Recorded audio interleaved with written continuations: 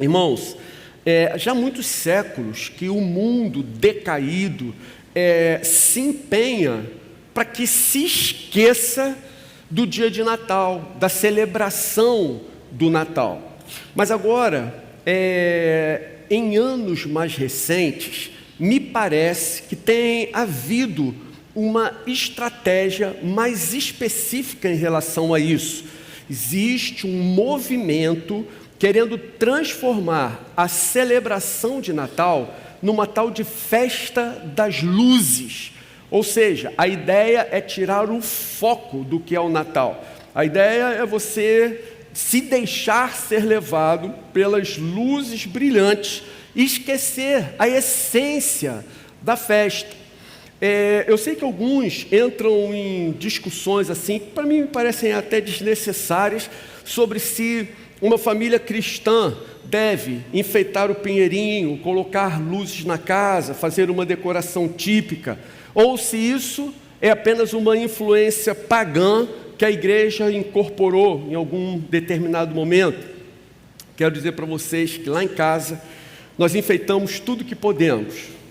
Há muitos anos nós tomamos uma decisão lá. Na verdade, a gente tinha um problema. Quando eu e Fátima casamos, os meus pais sempre convidavam a gente, gostariam que nós passássemos a noite do dia 24 com eles.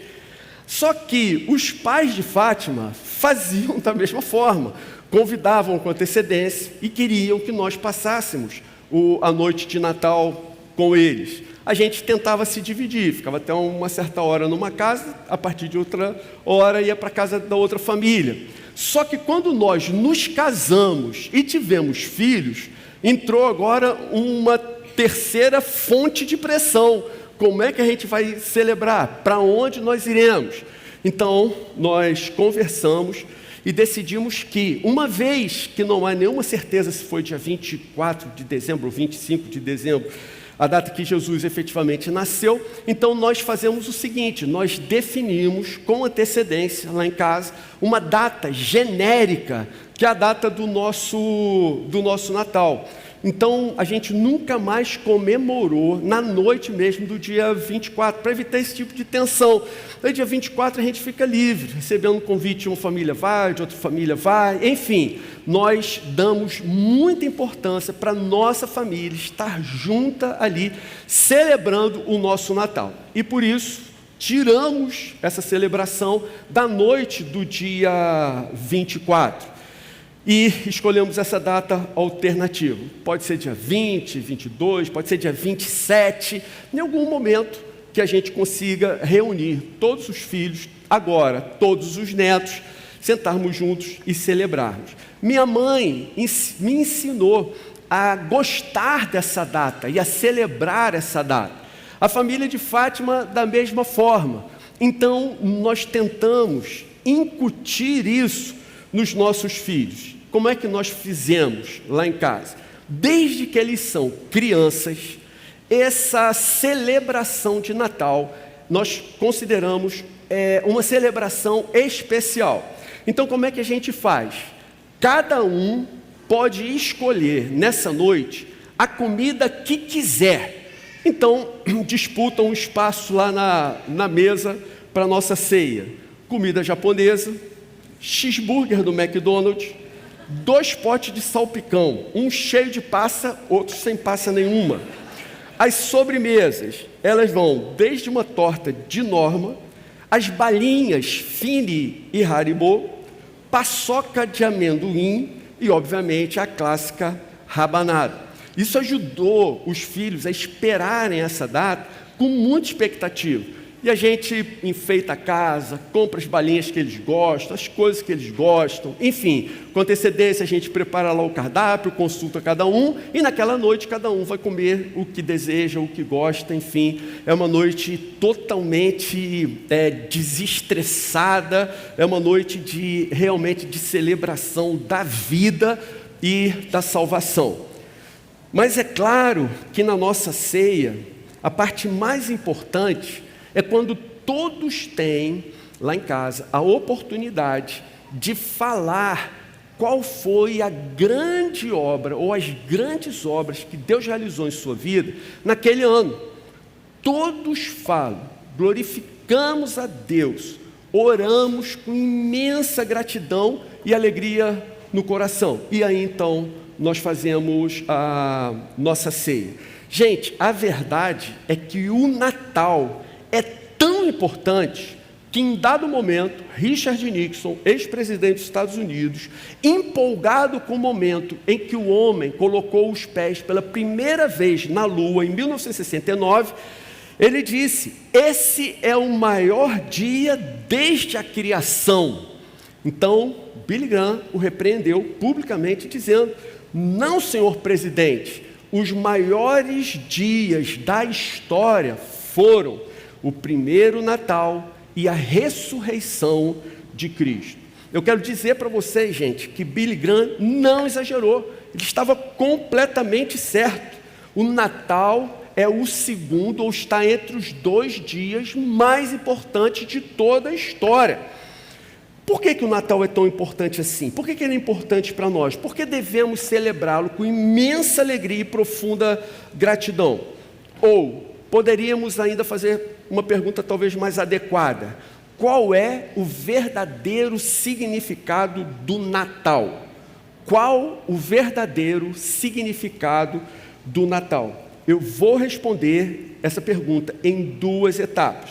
Então, gente, eu quero dizer que, em primeiro lugar, Deus se fez homem e veio nos resgatar.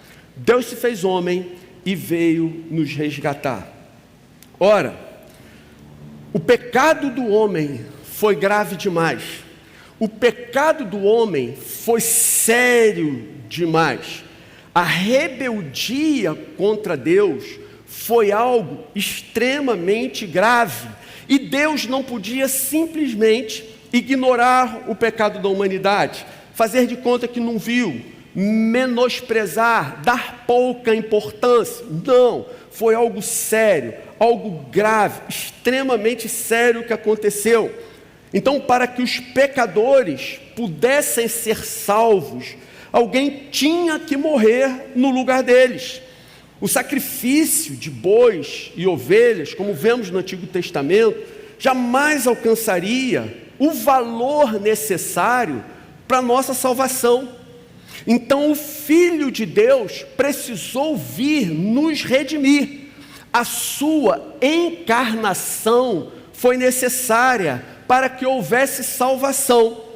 Vamos ler agora um texto que nós vamos basear a parte mais importante dessa mensagem, que fala sobre o que aconteceu na eternidade para que o Messias viesse. Você pode abrir a sua Bíblia na carta aos Filipenses, capítulo 2, nós vamos ler do versículo 5 ao 8. Filipenses 2, 5 a 8.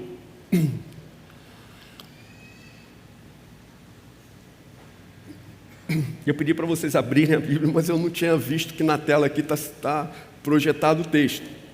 Você fica à vontade se quiser abrir, se quiser acompanhar da tela. Espero que a versão seja a mesma. Vamos ver. Vamos lá, estou lendo na versão NVI, que é a versão que a gente adotou oficialmente na igreja, tá bom, gente? Mas enfim, qualquer coisa, poxa, que bom que houve essa providência para ser projetado ali. Mas vamos em frente.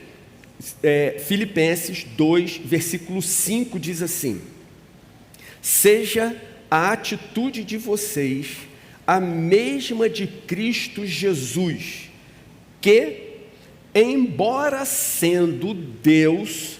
Então, observe isso. O que Paulo está ensinando para a gente? O texto da Escritura Sagrada, aqui de Filipenses, afirma explicitamente, claramente, de uma maneira indubitável, que Jesus era Deus. Embora sendo Deus, o que aconteceu no coração de Jesus? Embora sendo Deus, não considerou que o ser igual a Deus era algo a que devia apegar-se, mas esvaziou-se a si mesmo, vindo a ser servo, tornando-se semelhante aos homens.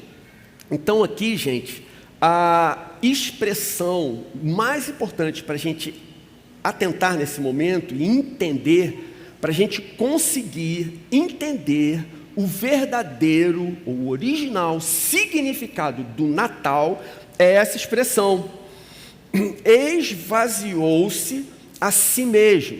O que essa expressão quer dizer? Ela significa que Cristo abriu mão de ser igual a Deus. Ele abriu mão da forma de Deus. Ele se colocou numa posição em que ficou por algum tempo sem receber a honra que lhe era devida. Ele colocou de lado a sua majestade divina, ele colocou de lado a própria majestade do soberano, do Criador de todo o universo, e assumiu a natureza humana na forma de servo. O texto prossegue e diz também que Jesus, Filipenses 2, versículo 8, diz: e sendo encontrado em forma humana, humilhou-se a si mesmo. Agora, essa palavra é chave igualmente na interpretação do texto. A palavra agora é humilhou-se, humilhação, ou seja, apesar de ser o Criador e o soberano de todas as coisas, Cristo se auto-rebaixou a uma condição humilde. Ele se reduziu a uma posição inferior. Essa é a verdade. Para nos salvar, Cristo precisou vir como servo e como um servo obediente. Cristo precisou obedecer. Cristo obedeceu a toda a lei, ele obedeceu à lei civil, ele obedeceu à lei cerimonial em Israel, ele obedeceu a toda a lei moral. E o texto diz que ele foi obediente até a morte, e morte de cruz. Irmãos, sendo assim, considere isso no seu coração. A verdade é que, se ao vir ao mundo, o Senhor viesse em majestade, se o Senhor tivesse exercido todo o seu poder que ele detinha, ele nunca deixou de detê-lo, se ele tivesse exercido o seu poder de tal maneira que ele coagisse todas as nações da terra a reconhecê-lo como Senhor e Deus, ainda que ele tivesse forçado todos os reis e todas as autoridades da terra a se prostrarem a seus pés, a entronizá-lo como soberano legítimo desse planeta, rei de toda a terra, ainda assim teria sido um ato de humildade indizível da parte do Filho, com F maiúsculo, que ele deixasse a sua posição de majestosa glória nas regiões celestiais e se fizesse homem e viesse habitar esse mundo decaído juntamente com a gente. Se o Senhor tivesse decidido vir como Salomão, um rei rico, poderoso, influente, famoso, para dominar sobre toda a terra, ainda que ele tivesse escolhido uma vida mais confortável, uma vida mais tranquila, uma vida com mais conforto, ainda assim, pelo o que o Senhor abriu mão, algo tão imensamente, tão infinitamente superior, ainda assim, teria sido uma demonstração de imenso despojamento, o Todo-Poderoso deixar a sua glória e se fazer gente. Mas Jesus, ele foi muito além do que os profetas conseguiram antever, prever e profetizar. Ele veio para ser servo. Ele veio tão pobre que ao longo da sua vida, ele nunca teve segurança de onde ele reclinaria sua cabeça. Ele veio sem nenhum tipo de aparência atraente ou formosura. Ele aceitou, gente, ser desprezado e rejeitado pelos homens para morrer em nosso lugar. Irmãos, isso torna o amor do nosso Senhor por nós algo muito, muito além de toda compreensão. Dificilmente alguém daria sua vida por um justo, mas irmãos, que Deus é esse?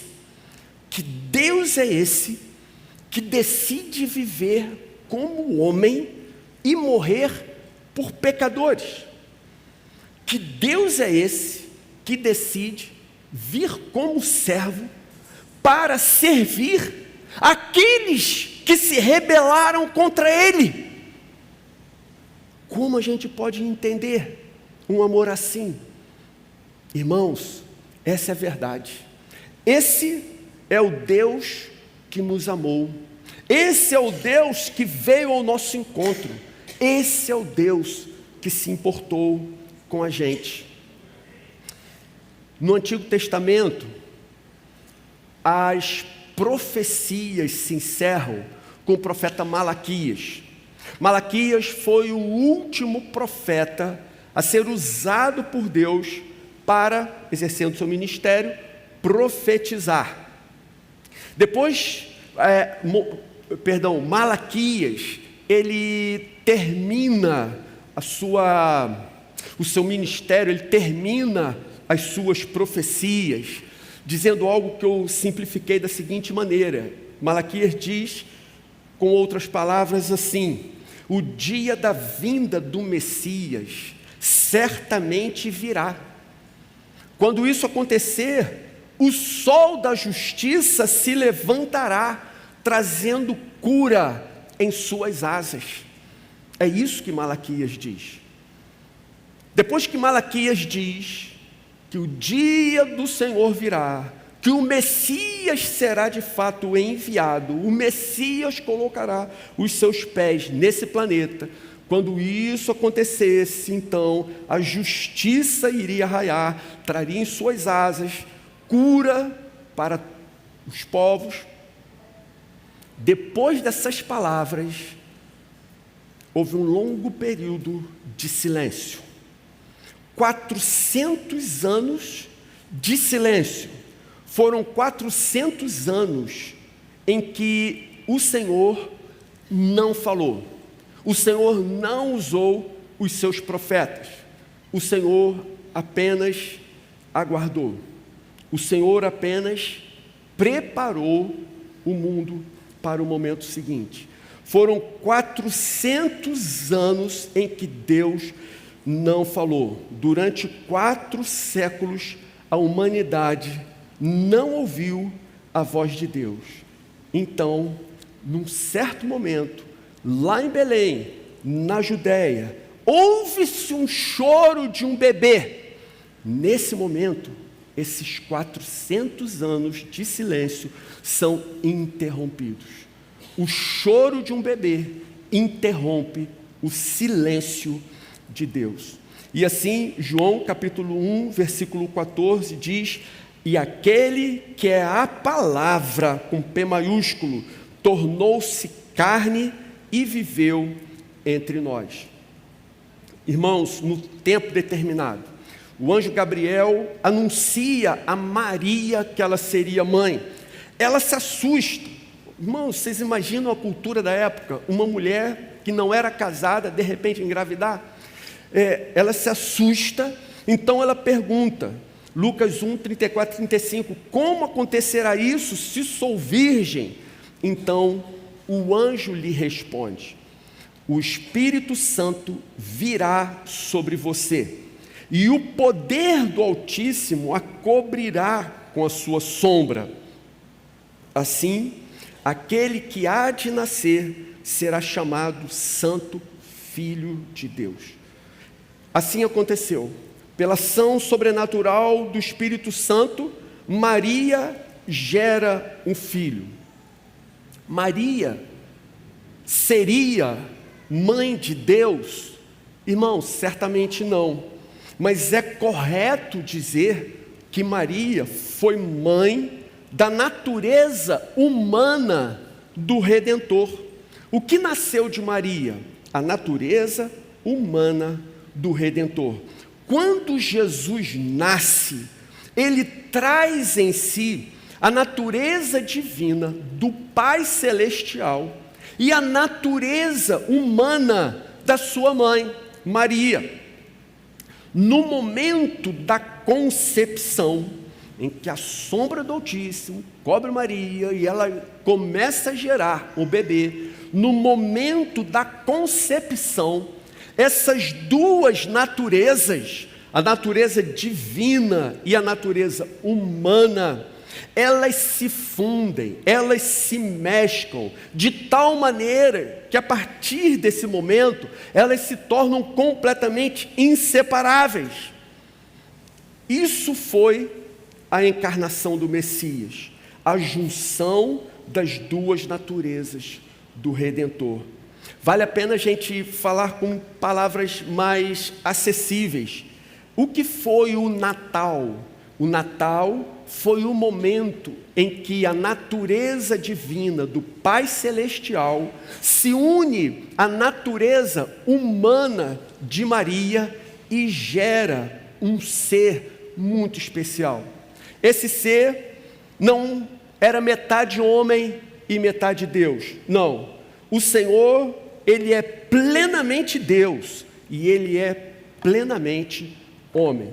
O Messias tinha que ser assim. O Messias tinha que ser homem para que ele pudesse ser tentado de fato em todas as coisas. Mas o Messias em nada pecou, em nada caiu, afinal ele tinha a natureza divina. Um homem que não pecasse e quisesse dar sua vida por amor a outro homem, ele só poderia pagar pelo pecado de um único homem, afinal era um homem dando a sua vida por outro homem. Mas como o sacrifício foi feito por Deus, então esse sacrifício é especialmente valioso. Esse sacrifício de Deus, esse pode redimir todos os seus filhos. O Messias tinha que ser homem e o Messias tinha que ser Deus.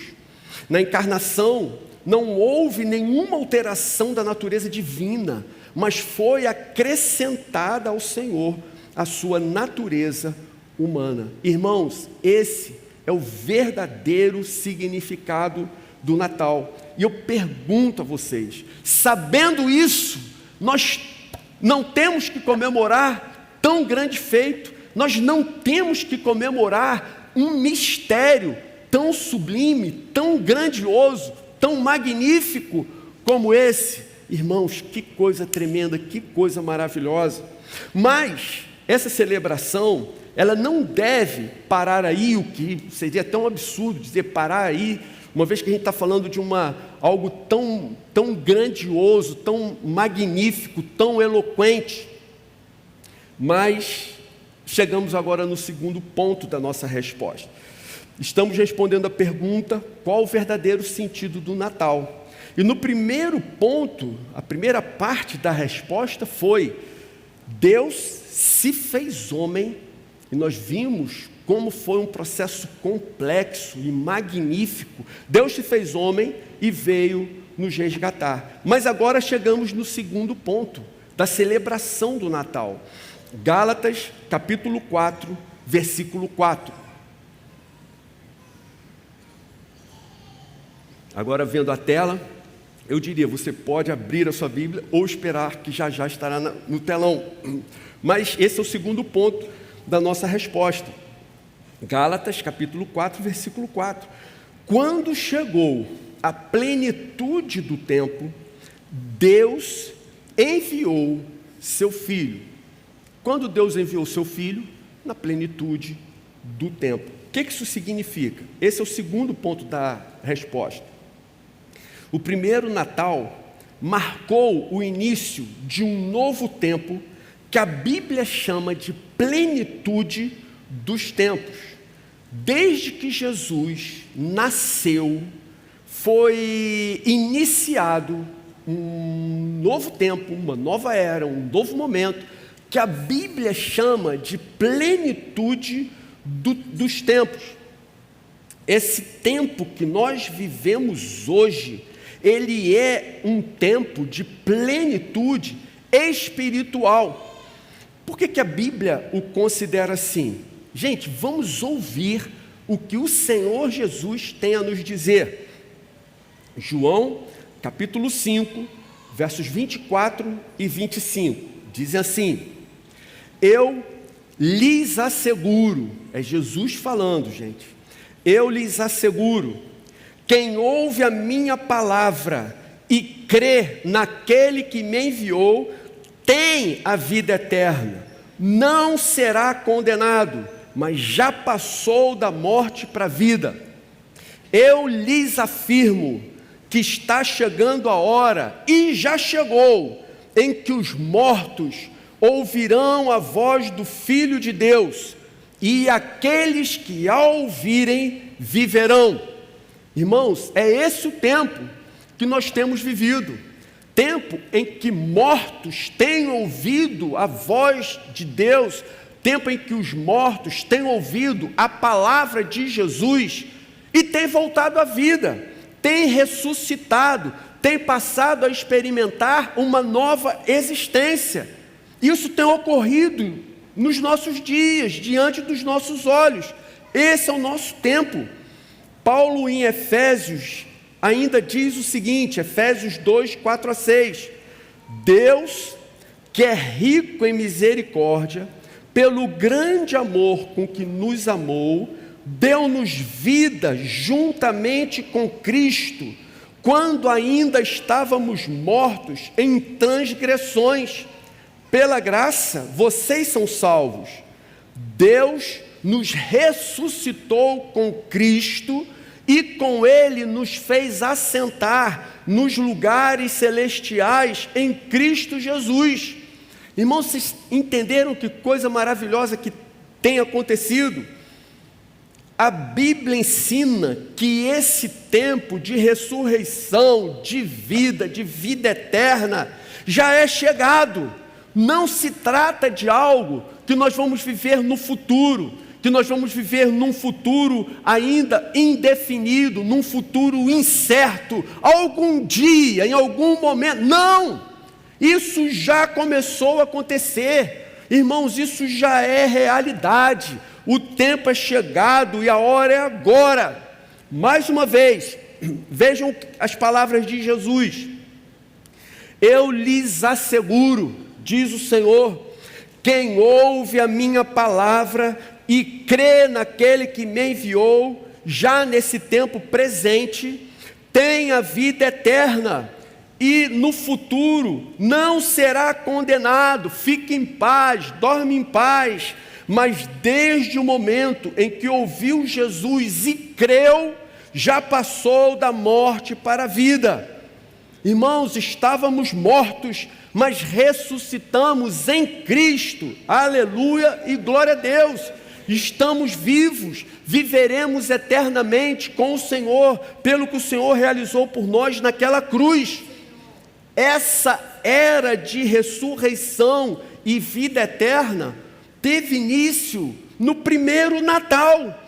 Por isso, irmãos, como nós podemos pensar em passar por um período desse sem nos lembrarmos de tudo aquilo que o Senhor fez e conquistou por nós naquela cruz, tudo aquilo que o Senhor fez, desde que na eternidade passada tomou a decisão de deixar, de abrir mão da sua majestade, abrir mão da sua glória e vir a esse mundo decaído, servir, morrer por nós naquela cruz.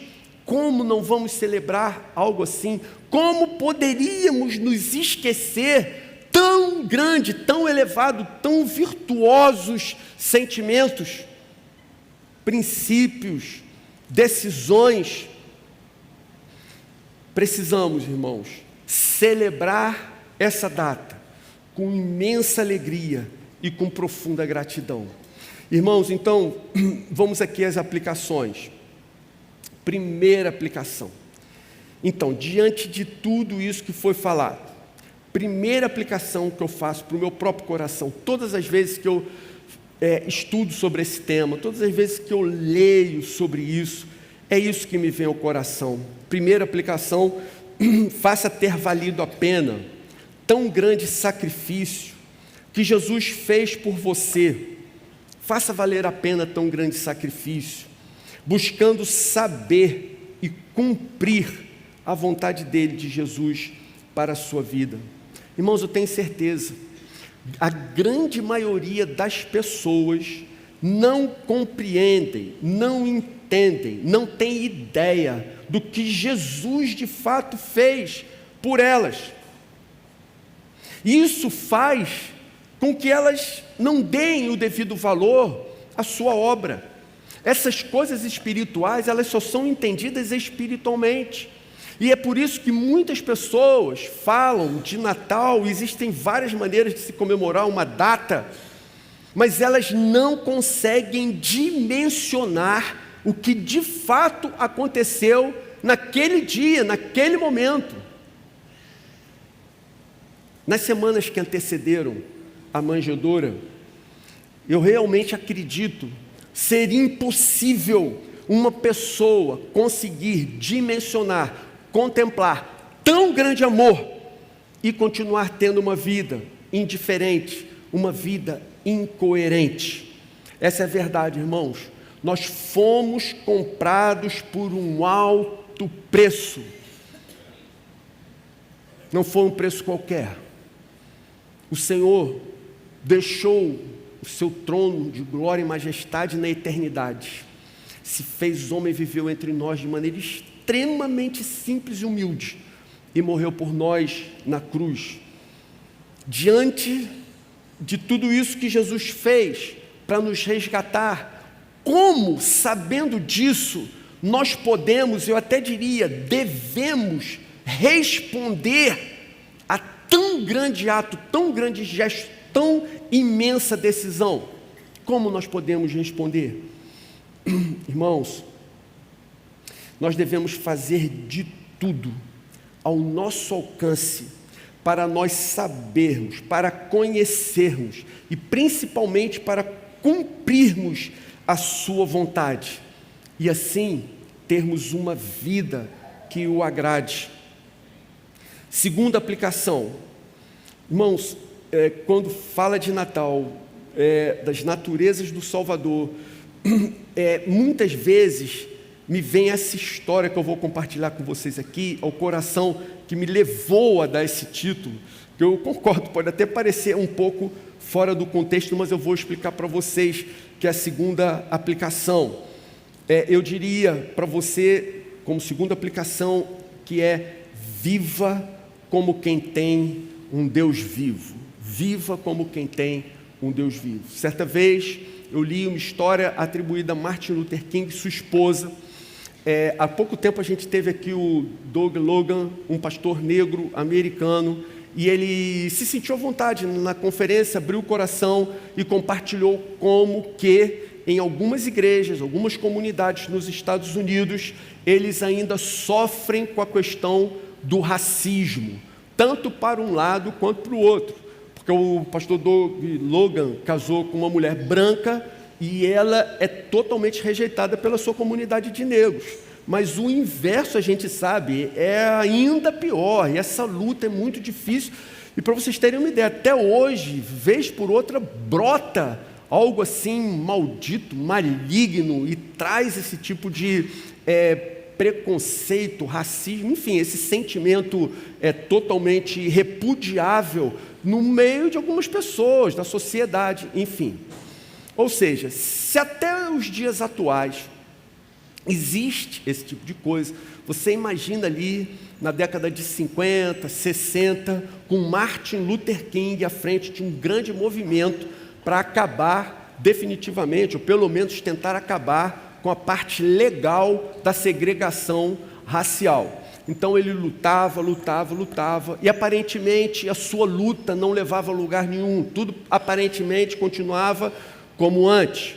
Em um determinado momento, diz a história, que Luther King caiu em depressão, começou a desistir da luta. Foi o momento em que a sua sábia esposa, Coretta Scott King, decidiu se vestir de luto. E aquele povo sabe se vestir de luto de uma maneira bonita. Então ela se vestiu completamente de luto e sentou à frente de Luther King. E Luther King, abatido, perguntou: mulher, quem morreu? E ela respondeu: foi Deus, Martin.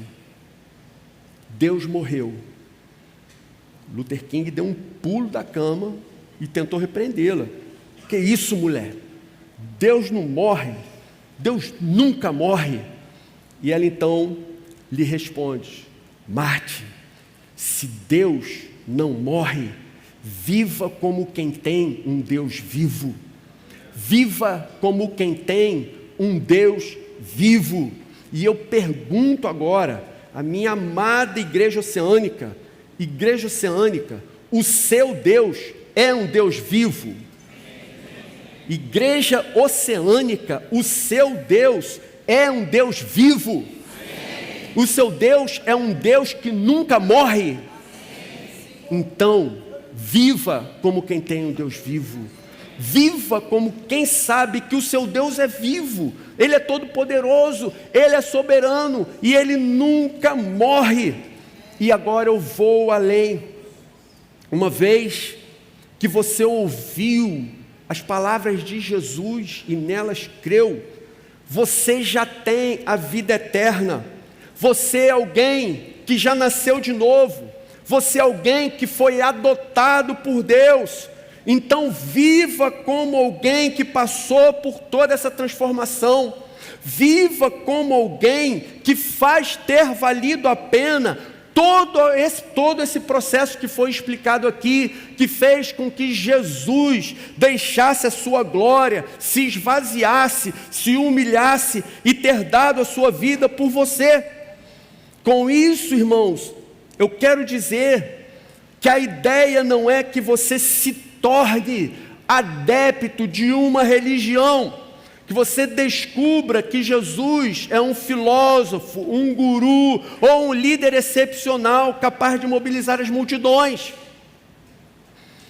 A ideia é que você experimente, a ideia é que você constate, a ideia é que você tenha absoluta convicção de que Jesus é o Filho de Deus e que depois de ter dado a sua vida em nosso favor na cruz do Calvário, ao terceiro dia Ele ressuscitou, está absolutamente vivo, ativo e acessível.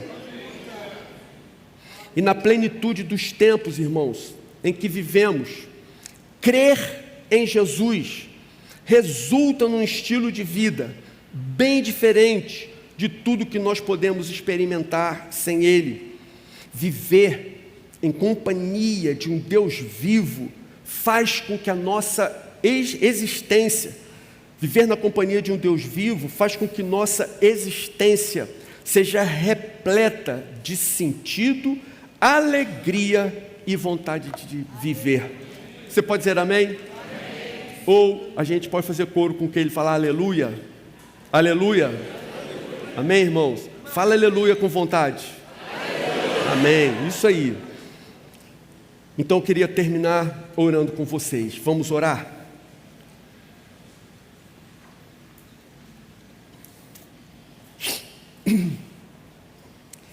Senhor querido, acredito que só na eternidade nós conseguiremos dimensionar tão grande amor por nós pecadores.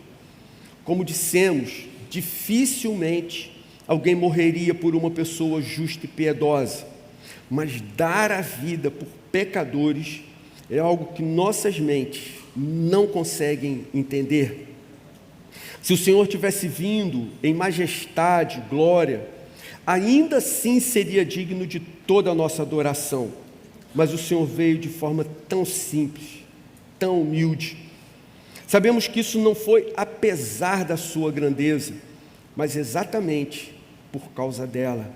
Recebe agora, Senhor, toda a nossa gratidão, nosso louvor, a nossa adoração.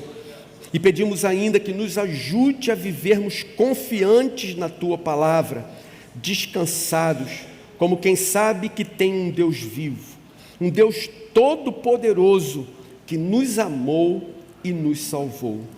E ao Senhor toda honra, toda glória e todo louvor, hoje e para todo sempre. Amém. Amém.